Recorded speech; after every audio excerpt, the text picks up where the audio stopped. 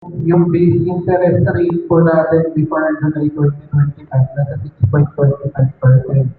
Nare-reduce lang po ng 5% kung may subsidiya. Ano yung subsidiya to? After this is an 8 na galing national government, which is i-apply sa interest rate ni Pag-ibig, reducing it to 1.25% na lang ng interest rate. Pero dati po yun. And then 3 years, for the first 3 years lamang po ito dati. Pero ngayon is 3% na lamang po ng base interest rate natin.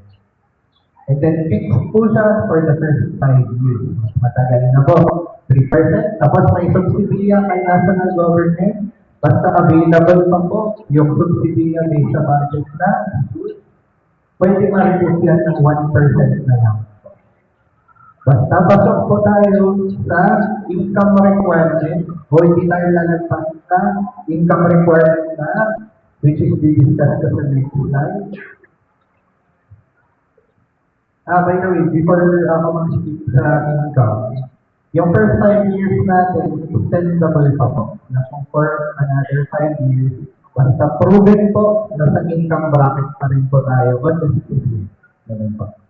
So, next slide. So, para ma-qualify dito, dapat nasa 7 income decile po tayo. So, hihigit or bawal lumangkas. Okay, so ang basihan nito kung saan tayo nagtatrabaho or place of business. Okay? So, kung ang employer natin is nasa NCR, bawal humigit na 47,855 pesos ang sahod natin. Para mag-qualify sa 1%, 3% interest rate. Habang doon naman sa nagtatrabaho outside National Capital Region, bawal tayo humigit ng 34,685 pesos. Pero once na humigit naman po tayo, nakasalalay naman po kay seller o kay developer, kung gusto niya pa rin, pero at regular rate na po natin na 6.25. Kung in case na may mga humigit, may humigit po ba sa mga na-declare kong sahod? Okay, wala naman po. So, ito pa. Dimension po may subsidiya na 2% sa interest rate ako, no? May additional na subsidiya or aid pa sa national government. Kung nasa poor pa, or third income decile, sinabi ko kanina is 7th income decile.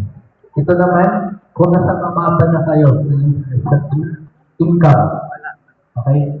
So, dito sa third income decile, mawawin na po yung agent of ng 10 years. Sasagutin na yun ng subsidy. Makapasok tayo dito sa income bracket na to. Okay, so, and then, pati yung insurance premium, sagot na rin for the first 10 years. Okay, so, tulong yan ng national government.